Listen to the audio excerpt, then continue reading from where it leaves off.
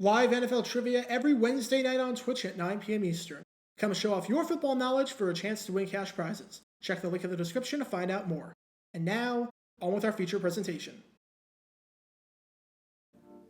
When you think about it, it's crazy how many schools schedule games in non-conference play for years out. I'm not talking about a few years.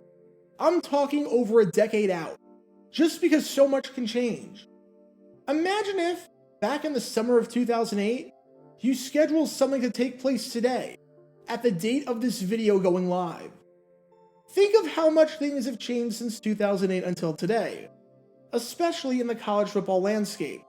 From the creation of the playoff system, to USC and UCLA on the verge of joining the Big Ten, to Texas San Antonio going from not even having a football team to now having a top 25 team in the country. If we want to think going forward, imagine making an agreement right now to do something in April of 2037. Depending on what state you live in, there are people who aren't even born yet that will be able to drive by that date. Yet, as absurd as that sounds, that's the way college football works. Which raises the question, what happens when the landscape changes so much in between that time frame to the point where playing the game no longer makes sense, and you want to back out of an agreement you made nearly a decade and a half ago? Well, that's where you get a situation like the one that occurred between the two teams that you've been watching this whole time, Missouri and UCLA. When Missouri wanted to back out of their deal with UCLA, that was years and years in the making. And to say that the Bruins were upset about this, thinking that this was a giant act of cowardice on the part of the Tigers, would be a massive understatement. Because this is the story behind the ugly scheduling drama between Missouri and UCLA that made the two schools absolutely despise each other. Before I talk about why the deal between the two schools fell through that was talked about for years and years, we need some context to understand, well, why the heck those two schools agreed to a deal so many years out in the first place. The year is 1987, and Missouri was in the middle of filling out their non-conference schedule for the rest of the 1990s and even the start of the 2000s, and they wanted to get a head start on scheduling. Part of the reason why they wanted to do this and get ahead of the curve, especially when it came to scheduling marquee competition, was because the longer you wait, the less likely it is they are going to attract top teams. And Missouri really wanted to bolster up their non-conference schedule after playing relatively soft non-conference schedules for years, which led to the program, in 1986, drawing less than 40,000 fans per game, which was the first time since 1960 that this happened. The strategy of playing a soft non-conference schedule was widely criticized, and was one of the reasons why, after the 1986 season, athletic director Dave Hart was replaced. So, wanting a fresh start and a change in philosophy, Missouri decided to schedule a ton of non-conference games in 1987, years and years in advance. So far in advance that some people playing in these games would have been in preschool at the time of this announcement.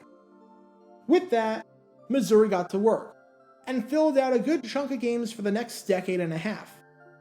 Among the games included a 4-game series against Florida State starting in 1993, a home-and-home against Clemson starting in 1995, a home-and-home against Texas Tech starting in 1995, a home-and-home against Washington starting in 1997, a home-and-home against Ohio State starting in 1997, and a 4-game series against Michigan State starting in 2000. But for the purposes of our story, we're not talking about any of those games. Rather, we're talking about the latest opening game that they scheduled of the bunch, which was against UCLA. As part of this agreement, the Tigers would play the Bruins in Columbia sometime during non-conference play in 2001, and would go to Pasadena and play there in 2002. Again, this was years and years away. If the first game was scheduled for September 8th, 2001, when this was officially announced on April 18th, 1987, we were going to have to wait 5,258 days for this to materialize. But this was just the nature of college football, even if it was taken to its absolute extreme here. Missouri was desperate to get ahead of the curve and start scheduling good teams in non-conference play. And this was the way that they were going to do it. Throughout the rest of the 80s, nothing happened. The contract was signed, and the series was still on exactly as planned. Throughout the entire 1990s, nothing happened. The two schools were honoring their agreement, and as that September 2001 date drew closer and closer, and was looking more like a reality of something that could happen, instead of just some made-up date, Missouri and UCLA were still set to play each other in a home-and-home.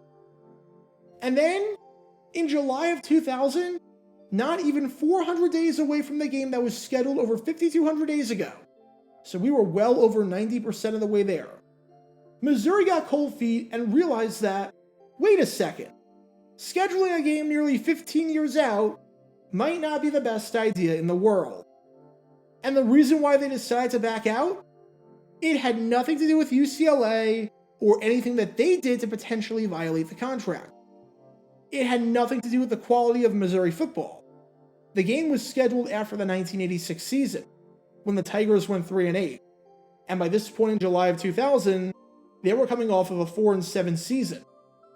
It had nothing to do with the quality of UCLA football. The game was scheduled in 1987, when the Bruins were 2 seasons removed from playing in the Rose Bowl following a 2-loss year. And by this point in July of 2000, the Bruins were 2 seasons removed from playing in the Rose Bowl following a 2-loss year. So why did Missouri back out? Well, in one of the most ridiculous excuses of all time, you can blame the Big 12 for this. Gene McArthur, the senior associate athletic director for Missouri, hadn't even sent an official letter to UCLA to inform them of their decision to back out of the contract. But McArthur said that this was a done deal, and under no circumstances were they going to play the games. As McArthur said, "We do not intend to play those games." That UCLA series was agreed to back in the 1980s, before the formation of the Big 12. Alright, time out. There are 2 things in particular that are messed up about this. Number 1, it doesn't take a rocket scientist to figure out that when you agree to something from a different decade, that things are going to be different. You are the ones that reached out and made that agreement, knowing wholeheartedly that the college football landscape would not be the same in 2000 as it was in 1987. You can't use that as an excuse. If I'm an NFL general manager and I sign a 23-year-old running back to a 14-year contract, I can't act surprised when that running back is 36 years old and isn't that good anymore. You knew that things were going to be different going in. But number 2, you're saying that playing in the Big 12 was the reason that you had to back out? You joined the Big 12 in 1996, about half a decade before you made this announcement. If you really thought that you had to back out of this deal because playing a Big 12 schedule, meaning that you couldn't afford to play a tough non-conference slate, then why didn't you back out in 1996 when you joined the conference? Why wait until 2000? If I go to Disney World and I'm upset because a ride that I wanted to go on is broken, and I try to get a partial refund because of that, 4 years later, I'm going to be laughed out of the room, and my complaints will be completely ignored. Like, the primary reason that you're backing out of a signed contract is because of something that happened years and years ago that you had ample time to prepare for. But this meant nothing to McArthur, who said that the contract shouldn't mean anything because it was signed so long ago, and said, with the competition in the Big 12, it's very difficult to play too severe of a non-conference schedule. In 2001, we already have the second game of our series with Michigan State. With UCLA, that's biting off a little much. I love how hypocritical that is. The UCLA contract shouldn't mean anything because it was signed in 1987, and the landscape was so different back then. But also, we have a contract with Michigan State that we signed on literally the exact same date, and we're honoring that one. Guess we're just picking and choosing what contracts to honor and which ones hold weight. It was a completely laughable position to take for a variety of reasons. But you can bet your bottom dollar that there was one school that wasn't laughing about this.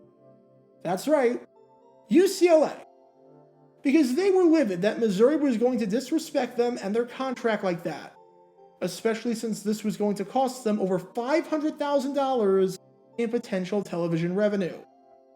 As Mark Dellins, the director of sports information for UCLA, said on all of this, there's a signed contract for the two schools to play. Contracts ought to mean something. I guess I'm naive to have thought the obligation would be met. Aside from personnel members who were furious, players were furious. Some of them came to UCLA with the expectation that they would get to play at least one game in front of their parents and family members who live near Columbia, or that they would get to be on television in that region through regional broadcasts. And now, they wouldn't be able to. As UCLA tight end Brian Fletcher, who grew up in St. Louis, said on all of this, "It is very disappointing for me. I look forward to going home and playing in front of my friends and family. My parents are disappointed. Everyone is disappointed. And to think that this was all caused by a severe lack of foresight on the part of Missouri officials and an extreme act of cowardice on their part as well." But the feud didn't end there. Not by a long shot. Because UCLA was so furious about Missouri backing out of their agreement at the last minute, despite having nearly a decade and a half to do so and change their mind, or if we're being generous, half a decade to do so since they left the Big 8 to join the Big 12, that they took their anger out on other sporting teams. In 2001, aside from just playing in football, the UCLA men's basketball team was scheduled to play Missouri in the Wooden Classic, with the two teams slated to meet over in Anaheim at the Arrowhead Pond. However, UCLA didn't want to do that anymore. Why should we have to play a school that doesn't honor contracts? As Dellins said, if this is going to happen, I don't see any reason to play MU in any sport in the future. And the reason why you're not seeing any highlights from the 2001 John Wooden Classic between UCLA and Missouri, that's because the two schools did not play each other in that classic. UCLA canceled their game against Missouri there. An eye for an eye. Oddly enough, UCLA and Missouri would actually meet that season in basketball, as UCLA played Missouri in the Sweet 16 of the 2002 NCAA tournament, with Missouri, as a 12 seed, winning that game over the 8-seeded Bruins 82-73. But for what it's worth, the two schools have not played each other in football since that incident. The last time the teams met was in 1966, so there are still wounds that have not been healed from this cancellation. So what's the main takeaway from this story? When it comes to college football scheduling, no matter when you sign it, no matter what happens in between that period, and no matter how far out in advance it is, at the end of the day, a contract is a contract.